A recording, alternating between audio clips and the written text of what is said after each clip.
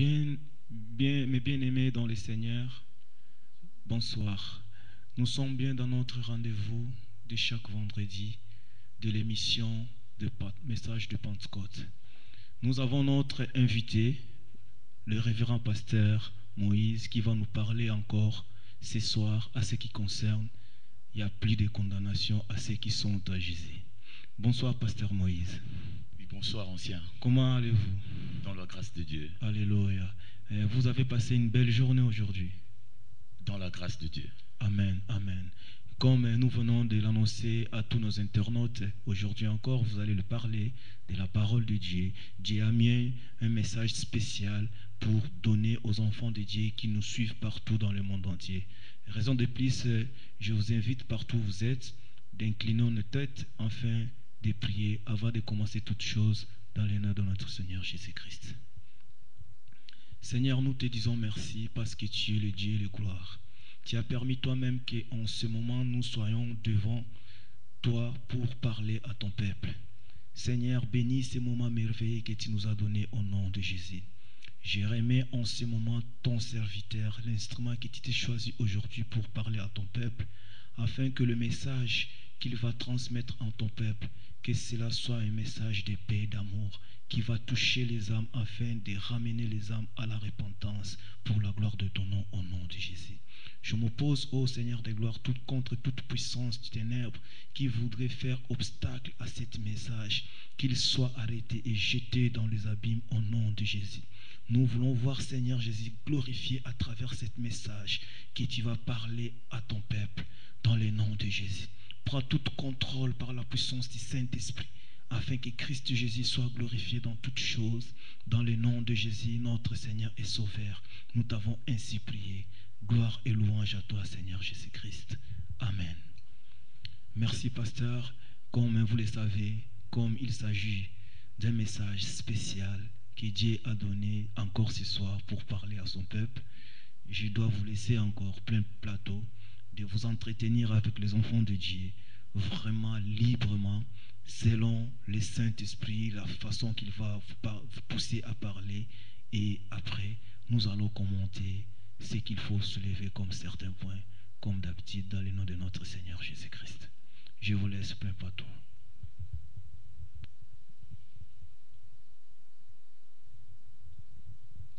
Je vous salue tous ce soir dans le beau et précieux nom de notre Seigneur et Sauveur Jésus-Christ. À vous tous qui nous suivez de partout le monde en direct de Bethel, FEPIB TV, en Afrique, aux États-Unis, aux Indes, un peu partout, que la paix du Seigneur Jésus soit avec vous tous. Alors, comme cela a été dit, ce soir, je vais pouvoir m'entretenir avec vous sur ce thème « Il n'y a maintenant aucune condamnation pour ceux qui sont en Jésus-Christ ». Et pour cela, je voudrais lire avec vous notre texte de base qui se trouve dans le livre de Romains, ou l'épître aux Romains, chapitre 8, le verset 1. J'ai lu la parole au nom du Seigneur Jésus-Christ. Il n'y a donc maintenant aucune condamnation pour ceux qui sont en Jésus-Christ. Je répète encore, il n'y a donc maintenant aucune condamnation pour ceux qui sont en Jésus-Christ. Il est bel et bien question de ceux qui sont en Jésus-Christ, ceux qui forment corps avec le Christ, ou encore ceux qui sont dans l'union avec le Seigneur Jésus-Christ. Et bel et bien, ces personnes ne sont plus soumises à la condamnation qui régnait dans leur vie. Ils ne sont plus liés à des souffrances qui les condamnaient. Gloire au Seigneur. Gloire au Seigneur.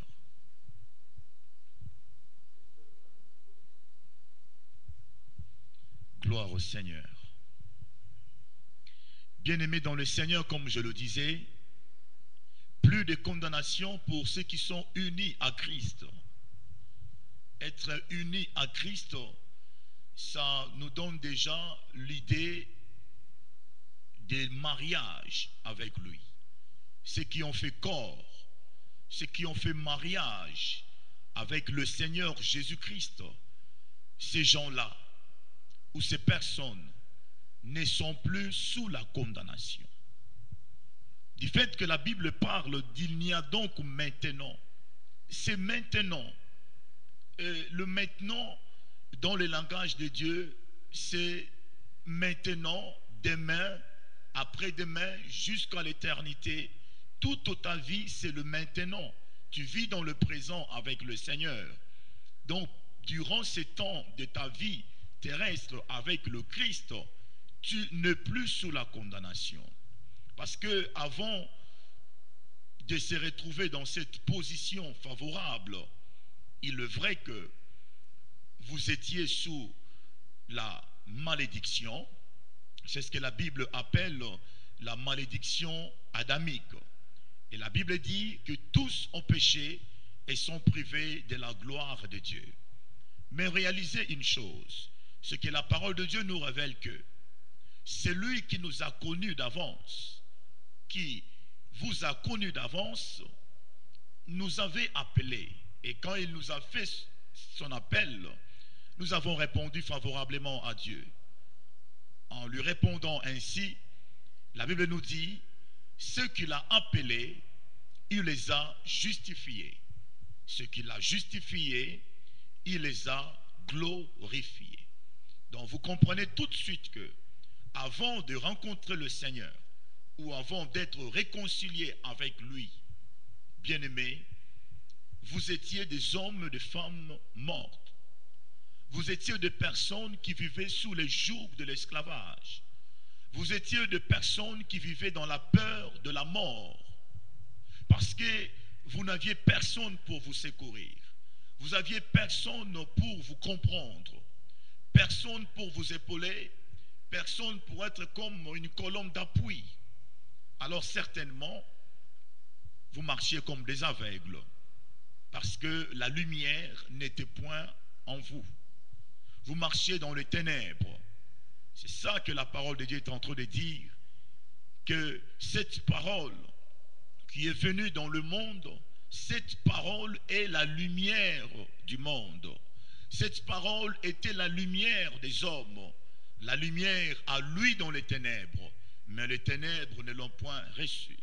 Et plus loin dans les évangiles, la Bible dit que ceux qui n'ont point voulu recevoir la lumière, c'est parce qu'ils ont préféré de vivre dans leur vie des ténèbres.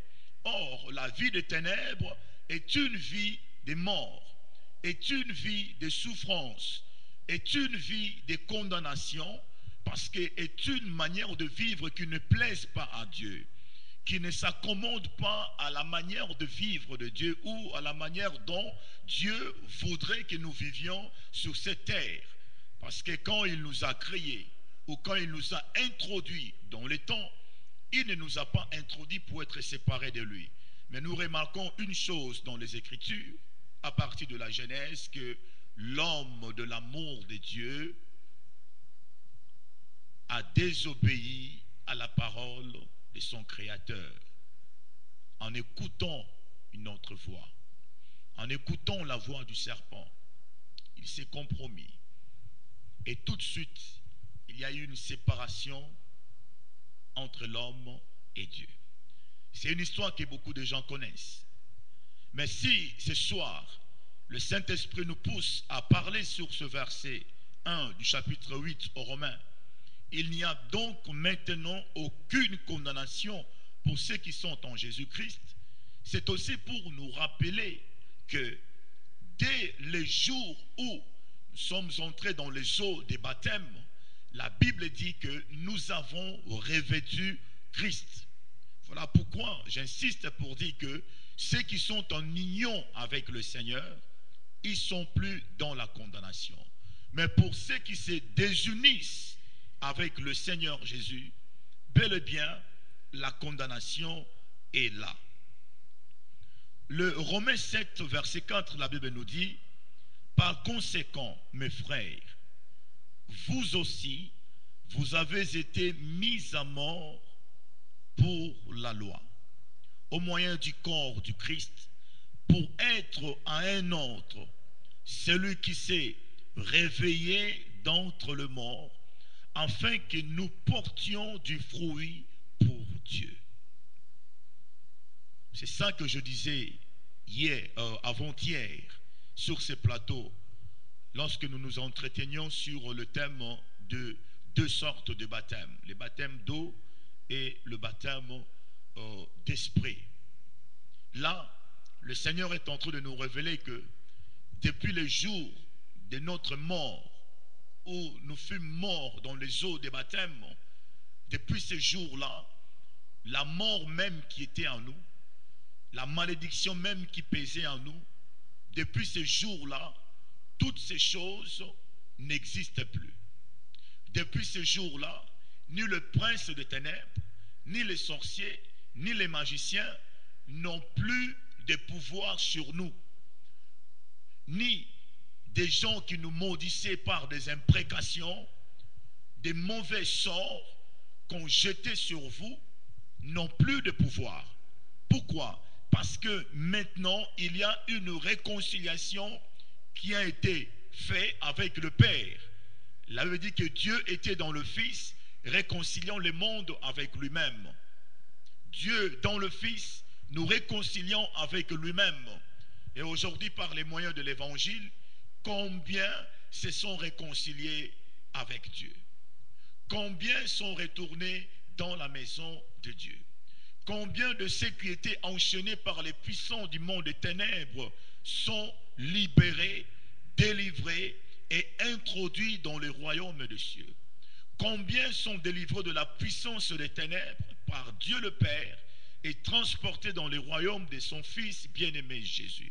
Alors cette parole de l'Écriture du chapitre 8, verset 1 aux Romains, c'est justement pour enlever dans la vie de certains enfants de Dieu la peur qu'on a mis en vous.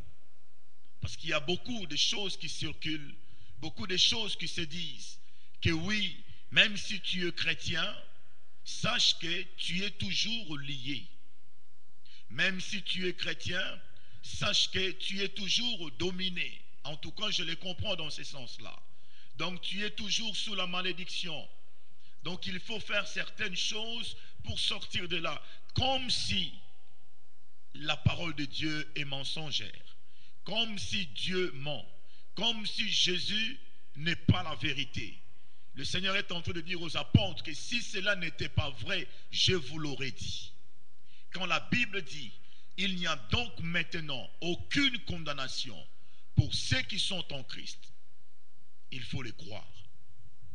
Alors que personne ne vienne te troubler, que personne ne vienne vous troubler, sous prétexte qu'il aurait reçu une autre révélation que celle de la parole de Dieu, qui nous confirme là dans le Romains 8 au verset 1. Donc je viens de lire avec vous dans Romains 7 verset 4, ce qui attire plus notre attention, c'est le dernier paragraphe où la Bible est en train de dire, c'est lui qui s'est réveillé dans le Christ, c'est lui qui s'est réveillé d'entre les morts, afin que nous portions du fruit pour Dieu. Nous sommes ressuscités avec lui. Nous sommes dans sa vie. Nous vivons avec lui. Sa vie est ma vie. Sa vie est votre vie. Apôtre Paul est en train de dire, il n'y a donc maintenant aucune condamnation pour ceux qui sont en Jésus-Christ. Donc tu es caché en Christ Jésus. Pour que quelqu'un vienne te trouver là-bas, il doit d'abord maîtriser le Christ. Et le Christ dit, avant de sauver une personne, il faut d'abord attraper l'homme fort. Il donne l'image de la puissance des ténèbres. Pour délivrer quelqu'un, il faut d'abord attraper le démon qui est en lui. Il faut chasser les maux de l'iniquité qui est en lui pour que cette personne soit libre. Mais à ce qui nous concerne, ou à ce qui vous concerne, qui est en Jésus-Christ, quelle est cette autre puissance, au-delà de la puissance de Dieu, qui peut déchirer le Seigneur Jésus pour aller te saisir là où tu es caché en Christ Jésus. Là veut dire ceux qui sont en Christ. Donc tu es caché en Christ Jésus. Ta vie est cachée en Christ Jésus. Ton avenir, le présent, le lendemain, tout est en Christ. Tu dépends maintenant de Christ.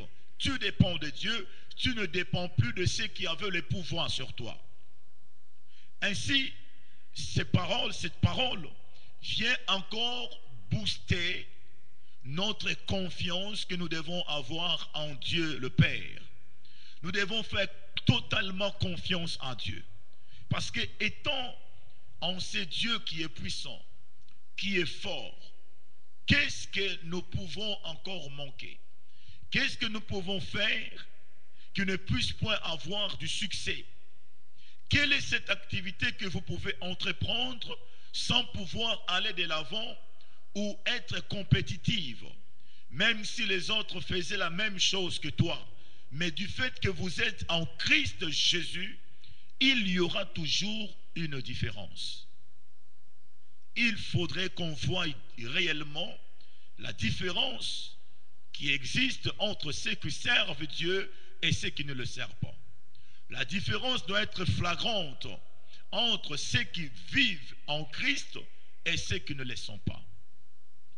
Pour ceux qui sont en Jésus-Christ, ils ont beaucoup de privilèges. Pourquoi? Parce que le Seigneur lui-même s'implique dans leur vie. Le Seigneur est impliqué dans leurs projets, présents et d'avenir. De quoi avoir encore peur? Il n'y a rien qui peut nous faire peur. Pour ceux qui sont en Christ, qui vous accusera? Qui peut encore porter des condamnations sur vous? Personne. Je voudrais lire encore avec vous le 1 Corinthiens 6,15. La Bible dit ceci: ne savez-vous pas que votre corps fait partie du corps du Christ?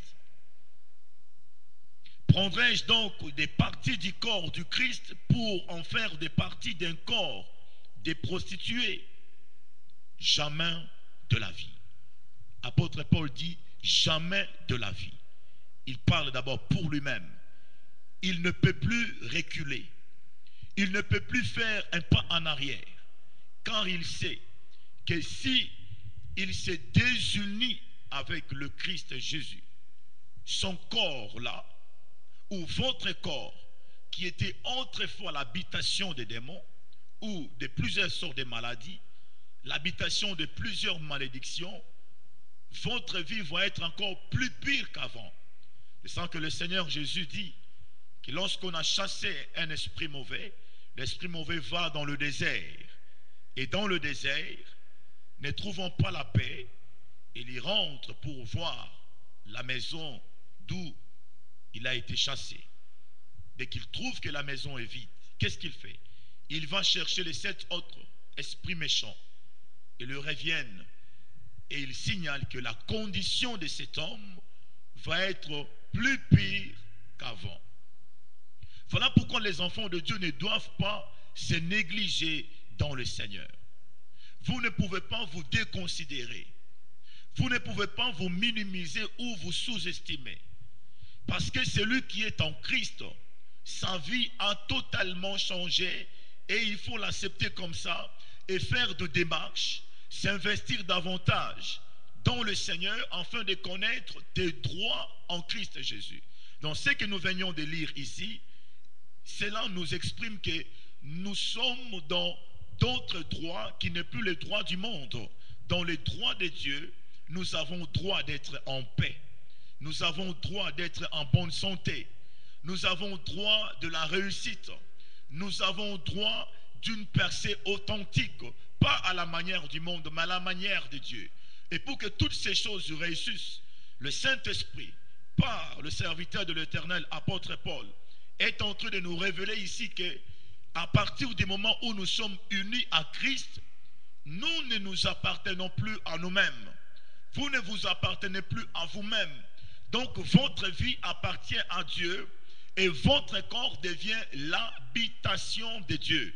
C'est ça que la Bible est en train de dire ici, que prendrai-je donc des parties du corps du Christ pour en faire des parties d'un corps, des prostituées. Donc une fois c'est retiré dans la vie de Christ, est une forme de prostitution déjà. Vous tombez dans la prostitution. Pourquoi la prostitution? Parce que, comme je le disais ici, il est question du mariage. Nous sommes unis avec Christ. Christ est l'époux, l'Église est l'épouse. Moi, je suis marié à Jésus. Je fais marier mon épouse à Jésus. Vous êtes marié à Christ. Vous avez fait marier votre fiancé à Jésus. Toute votre famille est épouse de Jésus-Christ. Le corps de Christ ne peut se confondre avec le monde. Dans le corps de Christ, on ne peut trouver des choses qui reflètent le monde. Parce que le monde va amener un blocage dans votre vie. Apôtre Paul dit, jamais de la vie. Jamais de la vie. Car il a compris, au temps où il était sous la loi, au temps où il était dans la mort, il ne pouvait pas voir la gloire de Dieu resplendir dans sa vie parce que ses pensées étaient obscurcies. Il avait comme une voile, il avait comme un bandeau sur ses yeux. Il voyait mais ne voyait pas. Il marchait mais il tâtonnait comme un aveugle. Mais le jour où il a rencontré le Seigneur Jésus, sa vie a été changée. Sa vie a été bouleversée. Chose impossible aux hommes a été rendue possible. Nous prions un Dieu de la faisabilité, un Dieu capable, un Dieu de la capacité, un Dieu qui agit en puissance et en gloire. Il suffit de lui faire confiance comme Abraham et d'accepter que ta vie n'est plus ta vie, c'est la vie de Christ. Et Christ est glorieux, mes amis, dans le Seigneur. Croyez-vous que le Seigneur peut accepter que vous soyez frappés de honte? Croyez-vous qu'il peut accepter que son nom soit insulté par les gens du monde? Qui pourraient vous pointer du doigt, mais où est son Dieu? Et apôtre Pierre est en train de dire, vaudrait mieux qu'on te soupçonne, qu'on t'accuse des choses, mais qu'on ne te trouve pas là-dedans. Parce que des choses auxquelles on t'accuse, ce sont des choses qui se pratiquent dans le monde. Là, il y a une connotation de péché, mais qu'on ne te trouve pas là-dedans, parce que ce sont des choses qui freinent les progrès dans la vie des enfants de Dieu. Ce sont des choses qui viennent attrister le Saint-Esprit dans la vie d'un enfant de Dieu. Mes amis dans le Seigneur, il dit encore au chapitre 2 de Corinthiens, 2 Corinthiens chapitre 11 plutôt, le verset 2, car j'ai une passion jalouse pour vous. La passion jalouse de Dieu. Lui-même, parce que je vous ai fiancé à un seul homme, pour vous présenter au Christ comme une vierge pure. Voilà la jalousie de l'homme de Dieu. Voilà la jalousie de serviteurs de Dieu. Des hommes que Dieu a mis à part. Des hommes remplis de l'amour pour vous. Parce que le Seigneur un jour, il posa la question à Pierre. Pierre, m'aimes-tu? Il dit oui Seigneur, je t'aime. Pierre, m'aimes-tu? Oui Seigneur, je t'aime. Pierre, m'aimes-tu? Il avait dit que Pierre était attristé. Il dit, Seigneur, tu sais que je t'aime. Le Seigneur lui dira, si tu m'aimes, paie mes brebis. Alors cet homme est un homme à la jalousie de Dieu, parce qu'il sait que ces brebis que Dieu a mis à sa disposition, ce sont des personnes qui font corps avec Dieu. Ce sont des personnes qui en eux se trouve la vie de Dieu. L'Esprit de Dieu habite en eux. Dieu habite en eux. Et il a fait un grand travail pour que ces hommes et femmes arrivent à ce niveau-là. C'est pourquoi Paul est en train de dire que j'ai une passion jalouse pour vous. La passion jalouse de Dieu lui-même. Dieu est jaloux de nous à cause de son esprit qu'il a fait habiter en nous. Dieu est jaloux parce qu'il sait que autant de la malédiction, autant de la souffrance, autant de la loi, de l'esprit de la loi, du péché, de la mort qui dominait sur nous, nous étions souffrants, nous étions malheureux, nous étions des gens vivant dans les incertitudes, mais les jours où il est venu nous prendre, nous délivrer, là où nous étions dans les ténèbres, mes amis dans le Seigneur, vous ne pouvez imaginer les combats que Dieu mène dans le spirituel.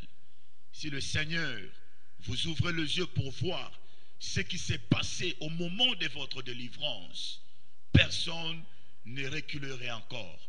Personne ne se mettrait encore sous les jours de l'esclavage. Personne ne se mettrait encore sous la condamnation. Ici, le Seigneur nous appelle ce soir, à nous tous, à vous et moi qui vous parle là ce soir, à ne plus marcher la tête courbée, mais marcher toujours regardant droit devant vous, parce que vous êtes en union avec celui qui a créé le ciel et la terre. Que personne ne vous condamne, que personne ne vous fasse la peine, parce que, comme apôtre Paul le dit, il porte sur son corps la marque de Christ. Mais dans toutes ces choses, est un homme qui marche toujours dans la victoire. Et Ephésiens 5:30, la Bible nous dit, parce que nous faisons partie de son corps, alléluia, parce que nous faisons partie de son corps, voilà la raison de sa jalousie. Nous faisons partie de la vie de Dieu. Nous ne sommes plus les gens d'hier, mais nous sommes les gens du présent. Parce que hier, selon le monde, est mort. Et il dit encore, ça c'est un Jean qui parle, dans 1 Jean 2,24, quant à vous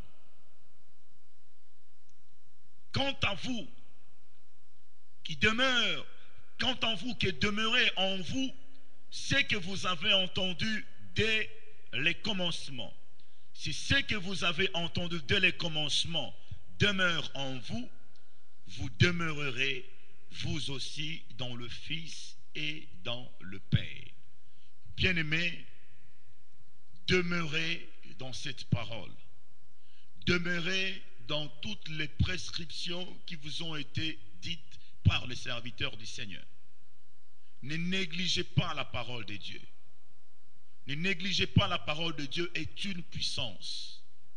Il n'y a donc maintenant aucune condamnation pour ceux qui sont en Jésus-Christ. Que Dieu vous bénisse.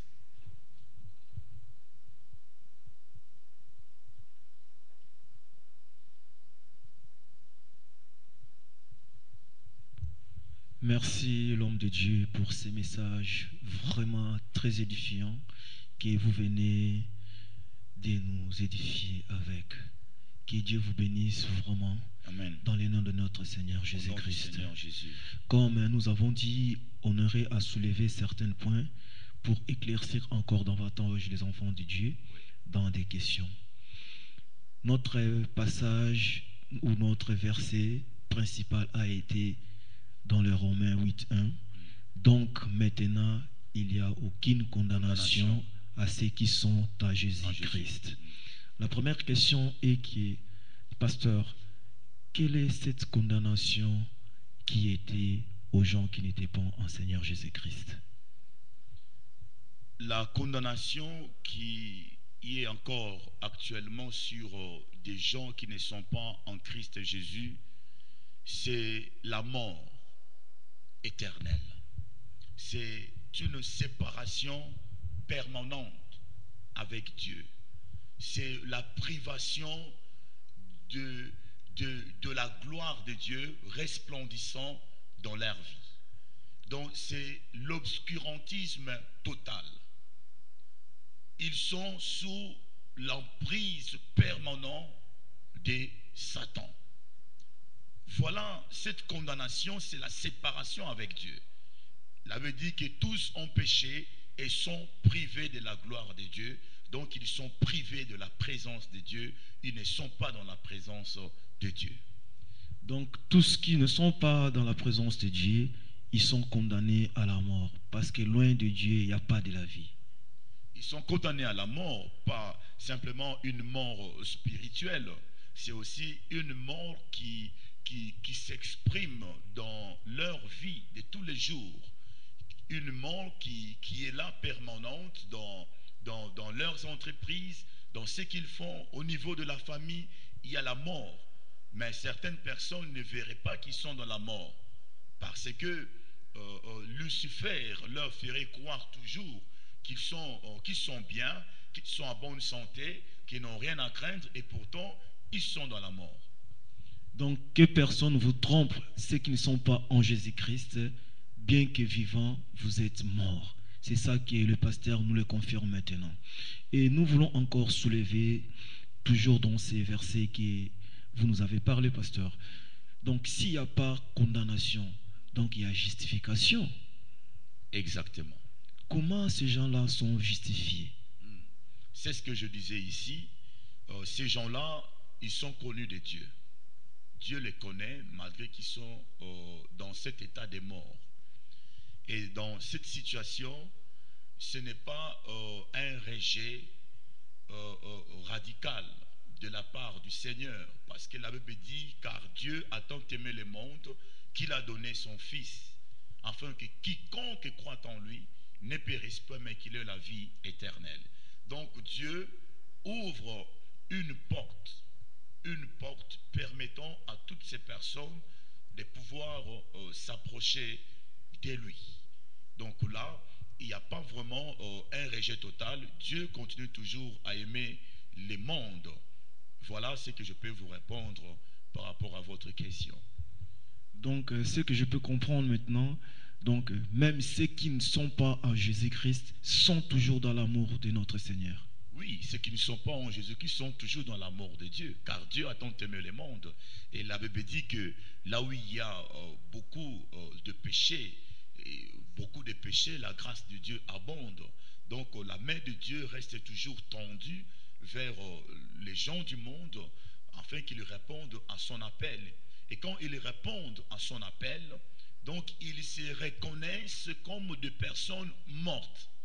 Ils se reconnaissent comme des méchants, des gens qui étaient en conflit avec Dieu, qui acceptent maintenant de se réconcilier avec lui. Et quand ils acceptent la réconciliation, il y a tout un processus dont j'ai évoqué ici de la conversation du mercredi. Donc ils doivent passer par les eaux des baptêmes, par la purification de leur vie. Ils doivent accepter les baptêmes, confesser leurs péchés, abandonner leur vie ancienne, et que cela se fasse dans la sincérité. Alors Dieu de justice, Dieu de la justification, il les justifie. Pourquoi il les justifie? Parce que ces gens croient à la parole de Dieu. Ils ont exprimé leur foi comme Abraham. Ils croient réellement que non, il y a une opportunité pour moi d'être pardonné. Ils croient qu'il y a une opportunité pour moi d'être relevé, d'être restauré.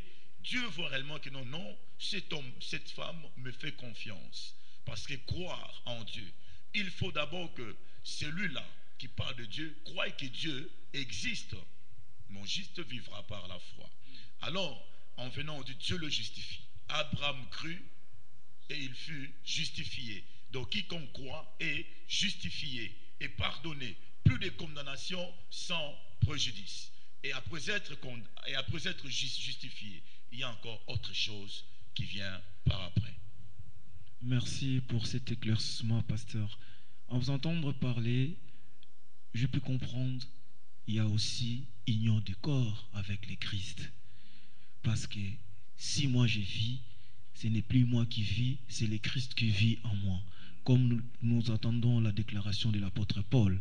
Et il va encore loin pour dire, comme vous venez de le mentionner maintenant, il ne peut pas faire de ce corps de Christ un corps de prostituée.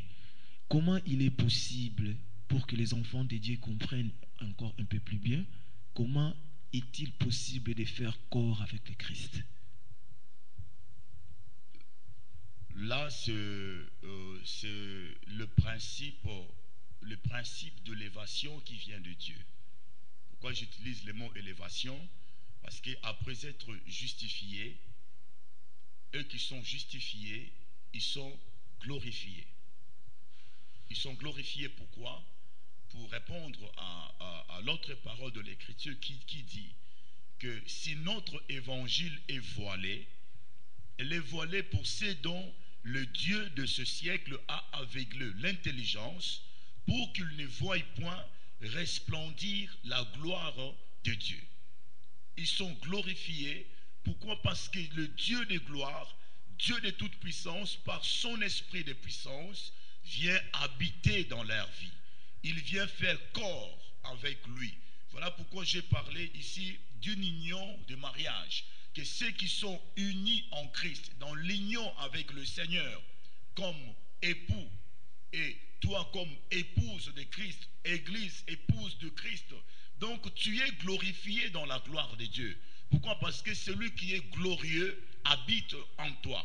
Alors, le principe de l'élévation en Dieu de gloire fait que dans cette union, qu'il ne puisse point se trouver encore l'infidélité ou la prostitution spirituelle ou encore l'adultère spirituel, que l'enfant de Dieu n'aille plus se prostituer avec les démons.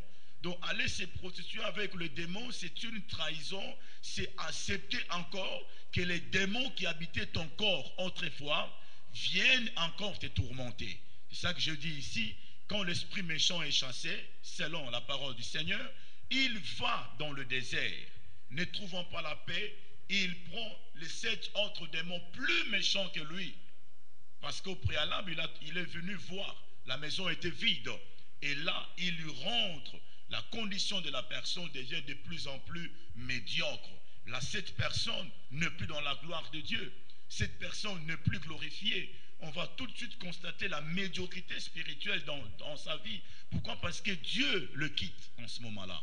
Donc, les enfants de Dieu doivent se garder purs, doivent se garder dans la fidélité avec Dieu, parce que la fidélité est l'un des principes de l'élévation en Christ Jésus-Christ.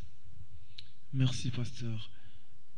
Mais je voulais encore savoir, pasteur, parce que il y en a encore une autre question, mais là, nous allons vraiment valser parce que cela nous concernerait vraiment, qui est la vie de Christ.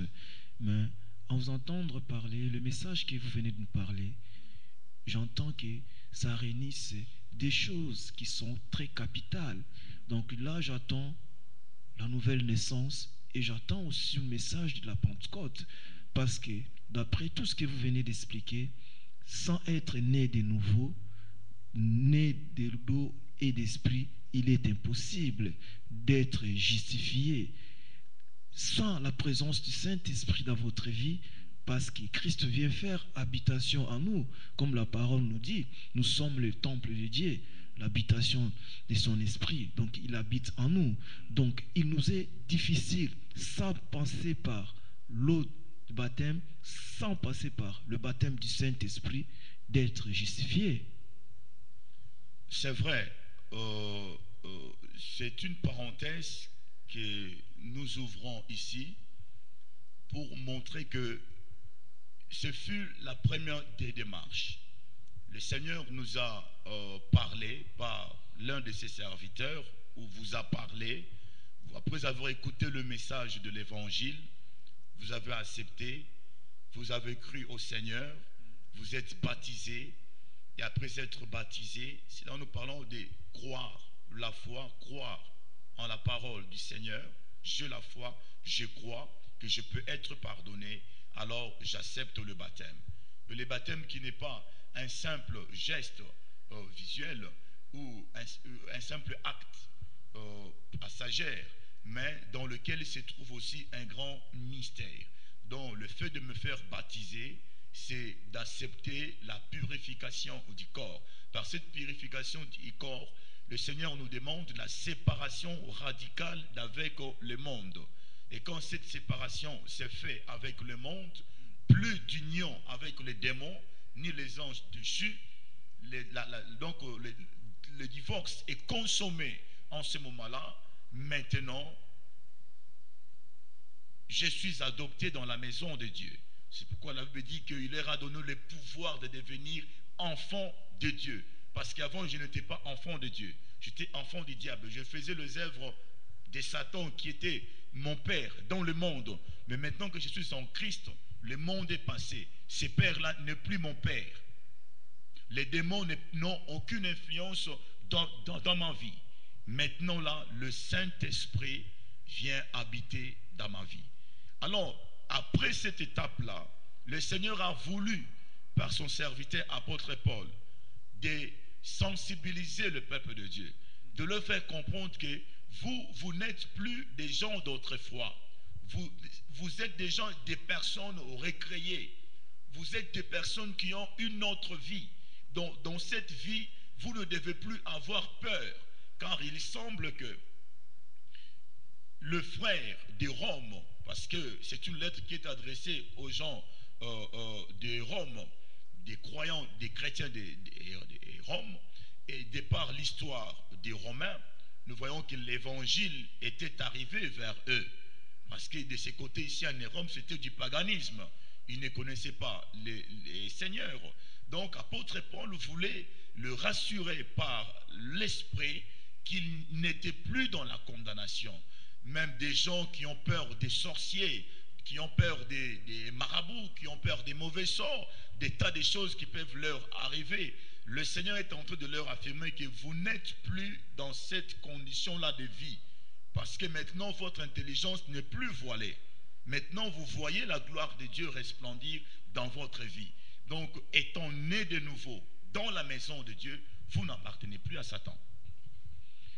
Mais pasteur, vous avez touché un point maintenant que nous voulons vraiment un peu y demeurer pour en savoir plus.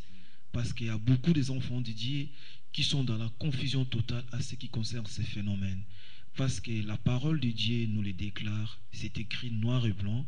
Donc maintenant, il n'y a aucune condamnation à ceux qui sont en Jésus-Christ. Mais nous constatons aujourd'hui dans nos églises, les enfants qui ont déjà reçu Christ dans leur vie, qui sont toujours délivrés. Et souvent, dans ce processus, qu'est-ce que nous constatons? C'est toujours les mêmes personnes. Quand il faut prier pour eux, c'est les mêmes personnes qui tombent, c'est les mêmes personnes qui sont délivrées.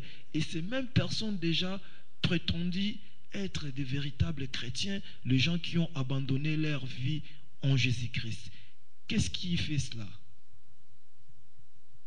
C'est ça que j'expliquais ici au départ, que quand le démon sort, il va. Et quand il revient, il ne revient pas seul. Pourquoi? Parce qu'il a trouvé un vide là où il était chassé. Le vide qu'il a trouvé, il a trouvé que cet homme n'est plus en union avec le Seigneur. Cet homme n'est plus en paix avec Dieu. Il a un pied dedans, un pied dehors. Alors là, ça fait que cette personne sera toujours dérangée, toujours tourmentée.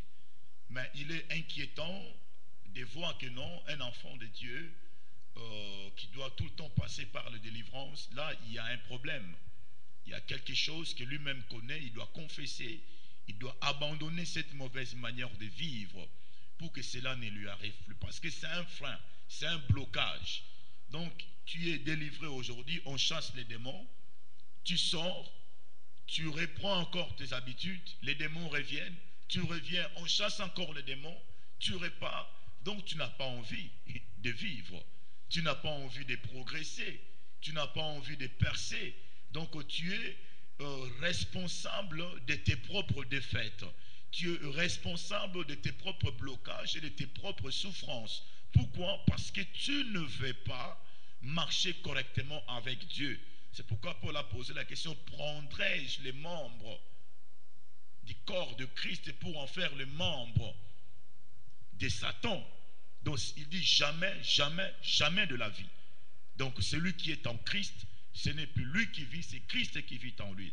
Donc il faut que le peuple de Dieu, ceux qui sont dans cette vaine manière de vivre, sortent et qu'ils arrêtent leur comportement de marcher toujours, de zigzaguer avec le Seigneur, parce que Dieu voit tout.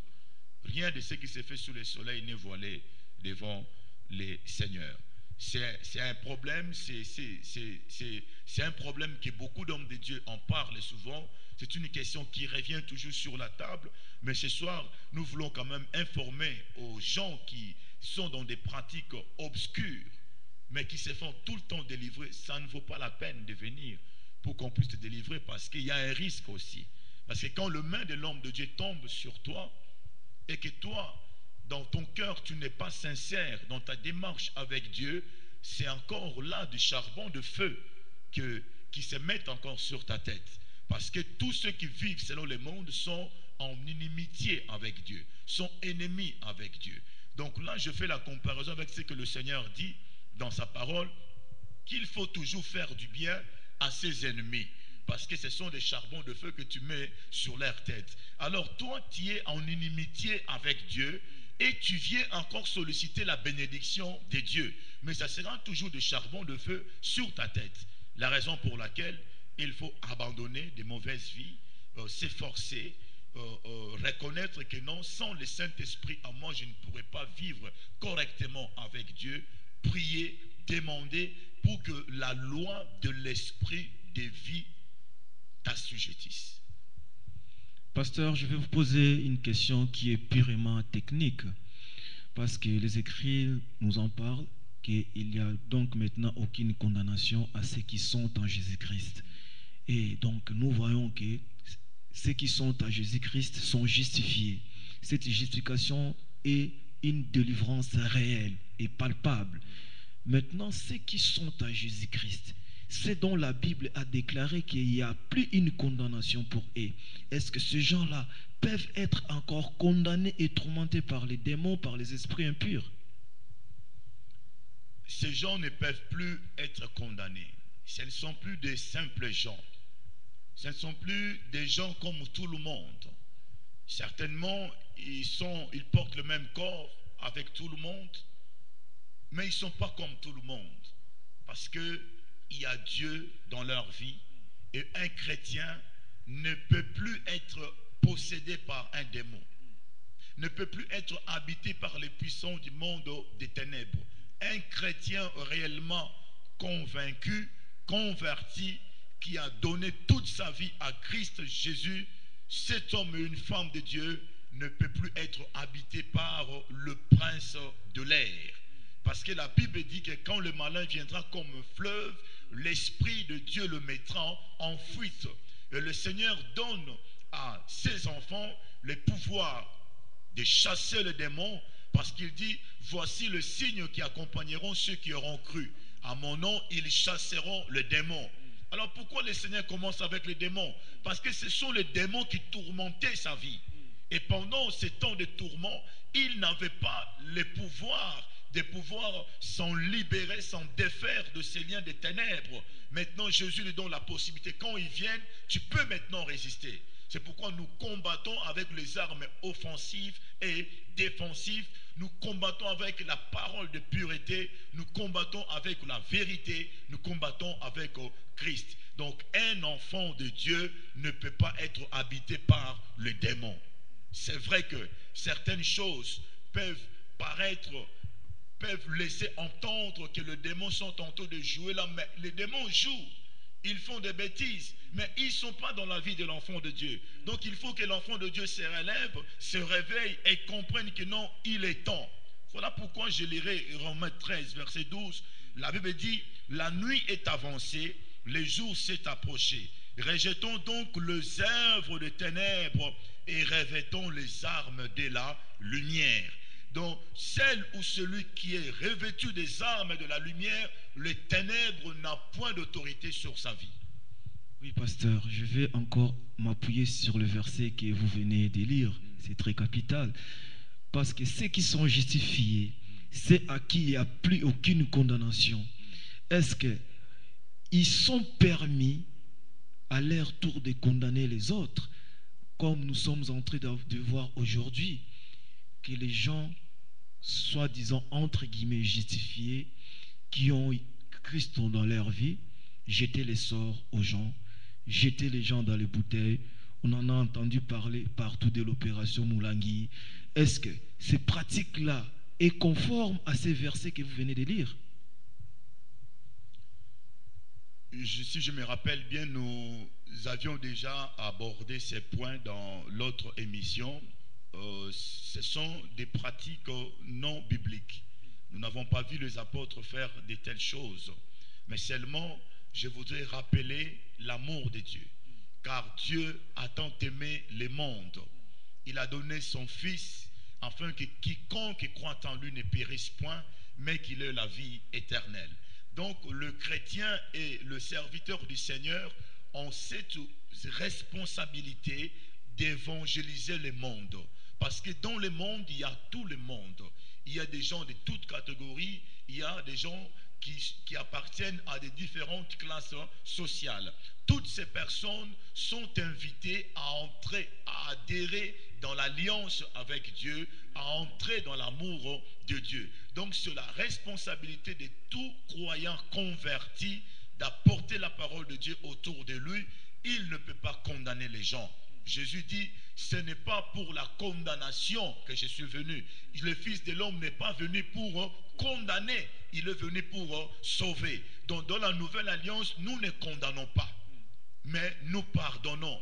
Dans la nouvelle alliance, nous ne condamnons pas, mais nous invitons à l'amour de Dieu et nous invitons à la réconciliation avec Dieu. Car si je suis réconcilié avec Dieu, je peux facilement me réconcilier avec mon ennemi. Si je suis pardonné par Dieu, je peux facilement pardonner aussi celui qui m'a fait du tort. C'est pourquoi la Bible dit que toute personne qui vient devant le Seigneur dans la prière, il doit d'abord se réconcilier avec son ennemi et après sa prière serait authentique. Comme lui-même le Christ nous précise d'aimer nos ennemis. D'aimer nos ennemis. Merci pasteur. Nous voulons parler maintenant de la vie. Parce que dans ces messages, comme je l'ai relaté ici, il s'agit de Christ vivre dans la vie de la personne qui est justifiée. C'est un point que nous voulons un petit peu comprendre un peu plus. Parce que nous voyons quelle est la marche de vie des enfants de Dieu aujourd'hui. Ceux qui sont présumés appelés chrétiens, on voit beaucoup de ceux qui ne se conforment même pas dans la vie que la parole nous appelle à vivre. Est-ce que, pasteur, vous pouvez nous expliquer comment Christ doit vivre en nous, premièrement? Comment les gens doivent voir que Christ vit dans la vie d'une personne? Ah oui, parce que vous m'avez dit comment Christ doit vivre en nous. Je rectifie la question. Voilà. Parce que déjà, le Christ vit en nous. Comme le Christ vit en nous, nous sommes un témoignage vivant. Un témoignage vivant parce que les gens qui nous ont connus dans le monde voient un changement qui s'est opéré dans notre vie. Ils t'ont connu violent, ils t'ont connu impartial, ils t'ont connu impatient, mais aujourd'hui, ils voient que votre vie a changé. Ça n'a pas changé tout simplement au niveau de votre langage, de votre parler ou de votre façon de vivre. Ils voient que toute ta vie a complètement changé. C'est pourquoi la Bible dit que voici toutes choses sont devenues nouvelles. Pourquoi? Parce que tu es maintenant devenu la lumière du monde pour éclairer les ténèbres. Tu es devenu le sel de la terre, un homme qui a été salé de feu. Donc, on voit réellement les œuvres de Dieu se pratiquer dans votre vie. Le contraire, Jésus a dit, vous les reconnaîtrez par leurs œuvres. Donc, tout comme nous, les chrétiens, les enfants de Dieu, ceux qui sont en Christ, ceux qui sont unis en Christ, on voit le caractère de Christ s'exprimer dans notre personnalité. On voit les comportements de Christ en nous. C'est pourquoi l'apôtre Paul est en train de dire, soyez nos imitateurs comme nous sommes imitateurs de Christ. Donc nous devons vivre dans l'application de la parole de Dieu en nous. Donc nous sommes habités par la parole de Dieu. Donc toute notre vie doit exprimer la parole de Dieu. Ainsi les gens pourront remarquer ou pourraient constater que non, dans la vie de cet homme, Christ est là. Là, c'est dans la manière de vivre. Maintenant, dans notre vie sociale de tous les jours, tout le monde sur la terre veut être dans une situation confortable. Tout cela est possible aussi avec le Seigneur Jésus. Parce que celui qui est bénédiction est avec nous. Bénédiction est avec nous. Celui qui est grand, fort et puissant, qui crée à partir de rien, est avec nous. Donc il est celui qui peut nous ouvrir des portes, nous donner des opportunités de pouvoir s'en sortir, de percer. Ceux qui ont des entreprises peuvent s'agrandir encore davantage. Pourquoi? Parce qu'ils sont fidèles à Dieu et ils obéissent à la parole du Seigneur. Voilà pourquoi je disais que non, que la fidélité à Dieu est l'un des principes de l'élévation dans la gloire de Dieu, parce que nous sommes glorifiés en Christ Jésus de par sa présence dans notre vie. Donc celui qui est dans la gloire, il est dans le succès. Quoique les épreuves peuvent arriver, et la Bible dit que non, quand je suis faible, c'est alors que je suis fort. Donc le Seigneur trouvera toujours un moyen de nous faire sortir de notre calamité. C'est pourquoi les enfants de Dieu doivent marcher toujours dans une totale confiance en l'Éternel Dieu des armées et de ne pas trahir notre amour avec le Seigneur Jésus-Christ. Donc, nos sœurs et frères qui ont entendu cette intervention, le pasteur, vous le confirmerez que ceux qui sont en Jésus, ces gens-là dont il n'y a plus la condamnation, ils sont plus question à être sujets de scandales dans leur comportement, leur habitude, leur caractère, leur langage et leur vestimentaire, comme nous voyons dans certains de nos frères et sœurs. Ok, oui. Voilà, le verset 53 du 1er Corinthiens chapitre 15 nous dit ceci. Il faut en effet que les périssables revêtent l'impérissable et que les mortels revêtent l'immortalité. Donc dans l'immortalité, c'est la vie. Jésus dit que ceux qui croient en lui vivent. Quand même ils meurent, ils vivront toujours. Donc nous n'avons pas peur de la mort. Nous n'avons pas peur des combats. Nous n'avons pas peur des démons, ni des sorciers, ni de quiconque essaye d'envoyer des mauvais sorts, ou ceux qui sont dans leurs imprécations, qui disent que non, jusqu'à ce que je veux le voir tomber. Mais c'est toi qui vas tomber. Parce que moi, je suis déjà immortel avec Christ. C'est pourquoi la Bible dit que non, il faut en effet que le périssable revête l'impérissable. Donc, le corps qui était mortel a revêtu un corps immortel. Et j'avais dit ici que non, nous tous qui avons été baptisés, nous avons revêtu Christ. Nous avons revêtu l'homme nouveau. Nous avons revêtu le Seigneur de Seigneurs, le Seigneur immortel. Alors dans cette condition où nous n'appartenons plus à nous-mêmes, où ton corps n'est plus à toi-même, et Dieu te donne les instructions de la manière dont tu dois maintenant te vêtir. Parce que quand tu te vêtis, au fait, tu ne te vêtis pas pour toi-même, tu te vêtis pour celui qui est en toi, parce que ce n'est plus toi qui vis, c'est Christ qui vit en toi. Et Christ veut que tu puisses te vêtir d'une manière décente. Ça, c'est le Christ qui le veut, parce que ce n'est pas ton corps à toi. Alors, celui qui dit que c'est mon corps, je dispose de mon corps comme je veux, il se trompe, il est en train de se tromper, parce que tu ne t'appartiens plus à toi-même. l'immortalité que tu as rêvé, ça ne vient pas de toi. C'est Christ immortel qui est en toi. Donc toi, dans le monde, tu es déjà mort. On ne te connaît plus dans le monde. On ne sait plus comment tu existes. Dans le monde, nous vivions avec des surnoms, avec des pseudonymes. On t'appelait peut-être Barracuda, ou on t'appelait Django, ou on t'appelait Molokai. On t'appelait avec beaucoup d'autres noms qui te donnaient une identité mondaine et satanique. Parce qu'à chaque nom que tu as porté dans le monde, il y avait toujours une influence diabolique là derrière, parce que les noms caractérisaient ton style de vie et ton comportement. Moi, je me rappelle que dans le monde, on m'appelait Apache. Je m'étais donné ce nom-là d'Apache. Pourquoi? Parce que j'étais méchant, je voulais exprimer la méchanceté, je voulais montrer que j'étais un guerrier. Donc, je me représentais aux Apaches indiens.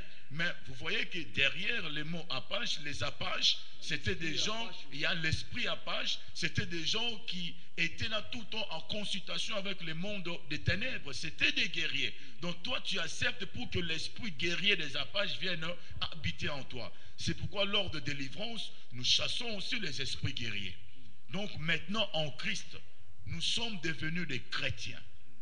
Étant chrétiens, l'esprit de Christ habite en nous. Je suis chrétien parce que c'est Christ qui vit en moi.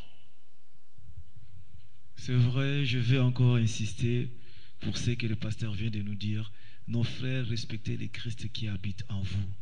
Nos sœurs aussi, respectez les Christ qui habitent en vous, parce qu'ils méritent d'être vêtus dignement.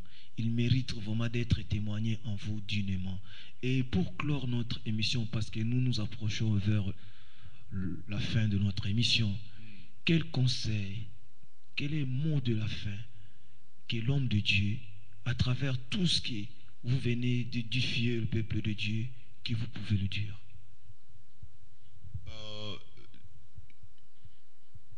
Les conseils que je peux donner se trouvent dans la parole de Dieu. Mais une parole qui nous donne une attitude qu'on doit adopter vis-à-vis des événements qui se produisent dans votre vie ou des difficultés qui arrivent, c'est avoir une attitude vraiment d'un vrai combattant dans le Seigneur Jésus-Christ. Un vrai combattant. C'est ça la pensée même du Romains 8, verset 1. Il n'y a donc maintenant aucune condamnation, aucune défaite pour ceux qui sont en Jésus-Christ. Ils n'ont plus à avoir peur. Ils n'ont plus à avoir peur. La raison pour laquelle ils poseraient la question à la mort ou à la condamnation: mort, où est ta victoire? Mort, où est ton aiguillon? Donc, ni le péché, ni la condamnation, ni la malédiction, que ce soit ancestral ou pas, n'ont plus de fait dans votre vie.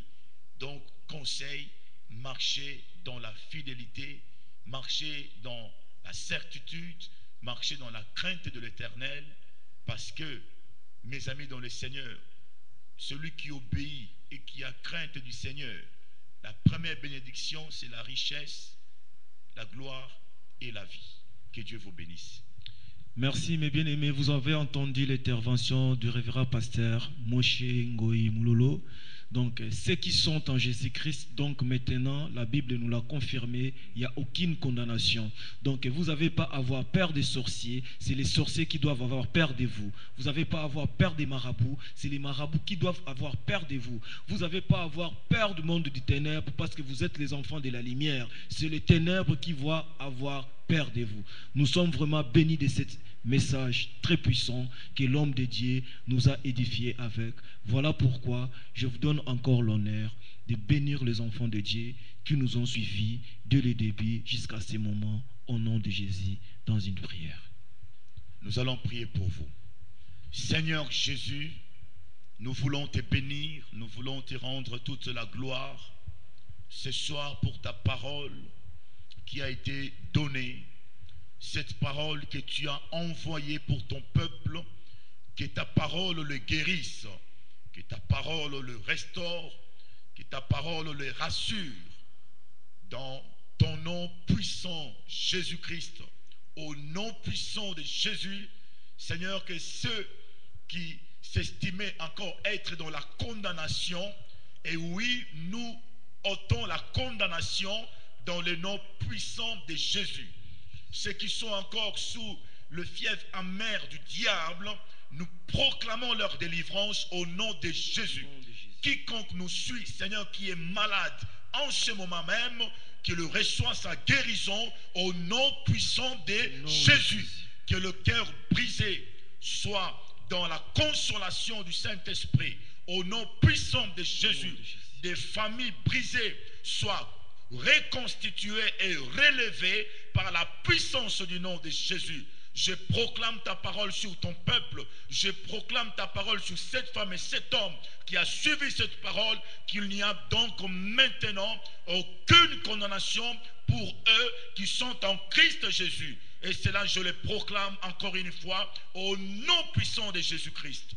Tendre Père, je te bénis et je te rends toute la gloire pour ces temps, Seigneur, que nous avons passé avec ton peuple qui nous suivait de par tout le monde. Bénis leurs foyers, bénis leurs enfants, bénis leurs entreprises, tout pour ta propre gloire. Bénis tes serviteurs qui nous ont suivis. Au nom de Jésus-Christ, nous avons ainsi prié. Gloire et louange à toi, Seigneur Jésus-Christ. Eh bien, voilà, bien amis dans le Seigneur, fidèles de Fébi Bethel Télévision, qui nous suivent partout dans le monde entier. Nous vous saluons dans le nom de Jésus. Notre prochain rendez-vous est le mercredi, même heure, et le vendredi prochain. Que cette nuit vous soit propice, que le Seigneur soit vraiment à votre côté, que le Saint-Esprit soit présent dans votre vie. Soyons bénis au nom de Jésus notre Seigneur.